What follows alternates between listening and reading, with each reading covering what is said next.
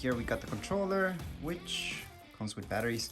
I don't see a big difference right away from this controller and an Xbox One controller.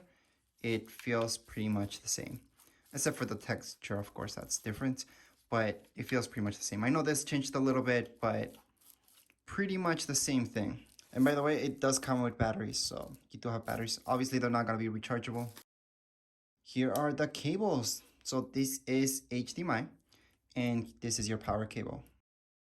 Plus also the warranty. So right here is all the warranty. So right now what you're seeing is everything you get inside the box, nothing more. So again, here are the cables, these HDMI cables that comes with. Now these guys feel really heavy duty and they are significantly long. So that's really good. So here's a close-up of the cables. Again, these HDMI, this will go straight to your TV or monitor. And here's the power cable. This is just for your Xbox. So you might notice there is no brick for this. So this is your standard power cable, no brick, which is awesome. Next up, we've got the controller. So this is the controller that comes with this Xbox. From what I can tell you, it looks very, very similar to the Xbox One controller. So pretty much the exact same, feels the same thing. The texture does feel different. Obviously, there's some things that have changed, but they changed very slightly. Not something that they have kept. Well, they kept almost everything basically, but they kept the batteries as well. Which I know there's a lot of people that are not fans of that, but I am, because I have rechargeable batteries. And it's great that when this runs out of juice, I just change the batteries. And the fact that I don't have to hook this up to my Xbox to charge it up also is a good thing for me. So that's why I don't like personally about my PlayStation, because I do have to hook it up to PlayStation in order to charge it up. And I do sit far away from my screen, so that's why that would be annoying for me. So again, just a quick look all the way around. Right here, the controller. You would see that you can plug things in right here, which again is pretty standard. And what does seem weird to me is that there is no cable for the controller. But other than that, the controller looks pretty good. Now remember, this is just an unboxing, so we're gonna see exactly that. What you get inside the box, how this looks like. But if you wanna see the setup video and review, those are separate videos. So I do have a video that shows you how to set this up for the first time. I do have a video that shows you how to transfer your games as well. And I have a video that's a review, so you guys can see how well this performed. So as mentioned before, my first thought was this is heavy, and it does feel heavy. It's very small though, so that's awesome.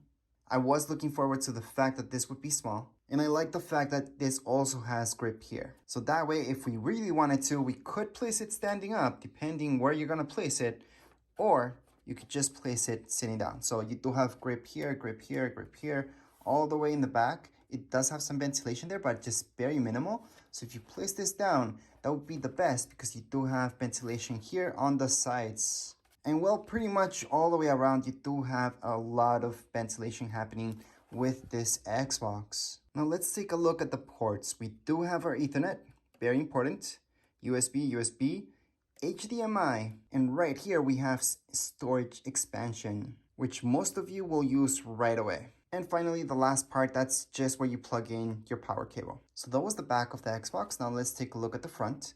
The front is pretty neat. So we just have USB, awesome to have one in the front.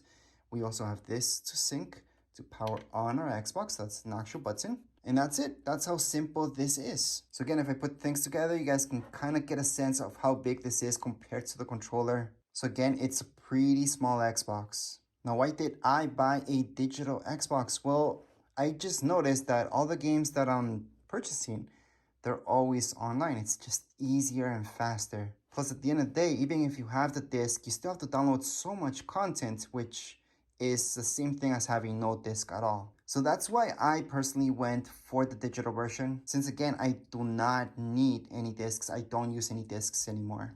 But anyways, that would be it for this really quick unboxing. If you guys want to check out the review and setup video, make sure to click on those videos. And that's it. If you guys have any questions, comments, you guys can write down here in comments area. Don't forget to subscribe and rate. Thank you.